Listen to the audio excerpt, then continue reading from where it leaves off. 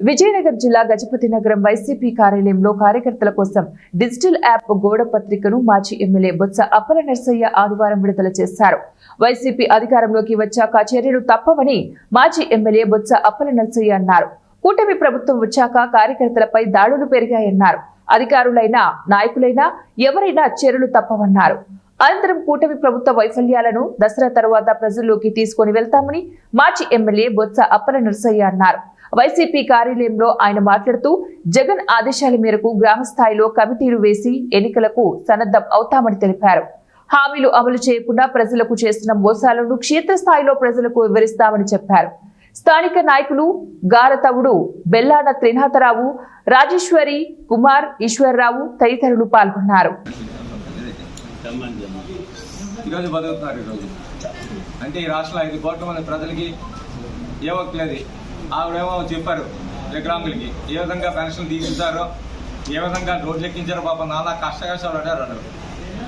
మళ్ళీ పెన్షన్లు ఇచ్చే కార్యక్రమం చేశారు. వాళ్ళందరూ గొడవ పెట్టి ఏంటిది?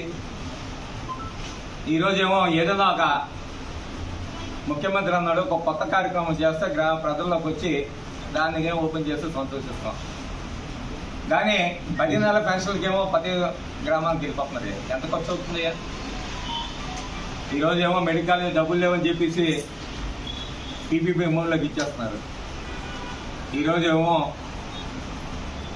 ఆ యోగాకి ఇచ్చిన డబ్బు కానీ నువ్వు చేసిన ఖర్చుకి కానీ పెడితే ఈ మెడికల్ తయారైపోతాయి. నేను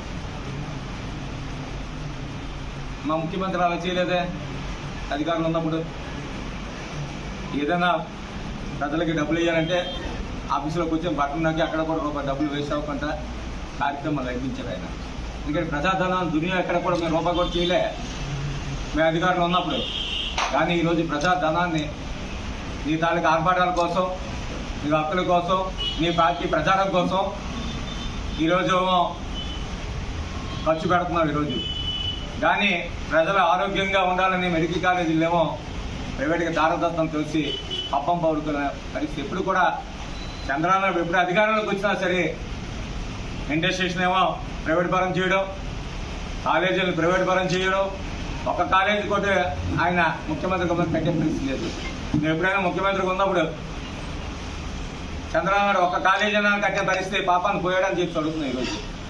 కానీ కనీసం ఈ రోజుకి దాని మీద ఈరోజు అయితే లెక్కలేనని దౌర్జన్యాలు ఈరోజు దళితుల మీద జరుగుతున్నాయి రాష్ట్రంలో. ఎక్కడైనా అభివృద్ధి అనేది కనబడలే. ఆ రోజు చెప్పాడు మేము వచ్చిన రోడ్లన్నీ కూడా ఎక్కడ కూడా గుంతలు లేకుండా చేసేస్తాం అంటే ఈరోజు ఎక్కడ చూసినా రోడ్లన్నీ కూడా గుంతలు పడే పరిస్థితి రోజు రాష్ట్రంలో కనిపిస్తున్నాయి. మరి వేలాది కోట్లు ఖర్చు పెట్టామని చెప్తారు. ఎక్కడికి వెళ్ళిపోయింది డబ్బంతా? ఎవరు తినేసారు ఈ డబ్బంతా? ఈరోజు 1,80,000 కోట్లు అప్పు చేసి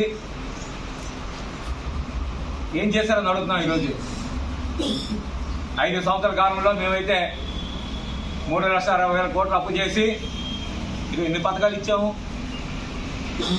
ఎన్ని కాలేజీలు కట్టాము. కానీ మీరేం చేశారు? మేము ఇచ్చిన పథకాలు కూడా ఇవ్వలేకపోతున్నారు. మేము కట్టిన కాలేజీలేమో ప్రైవేట్కి దారదత్తం చేస్తున్నారు. ఈరోజు మీకు విద్య అన్నా వైద్యం అన్నా సరే ఖాతరు లేదు. ఏదైతే ఒక ప్రభుత్వం వచ్చిందంటే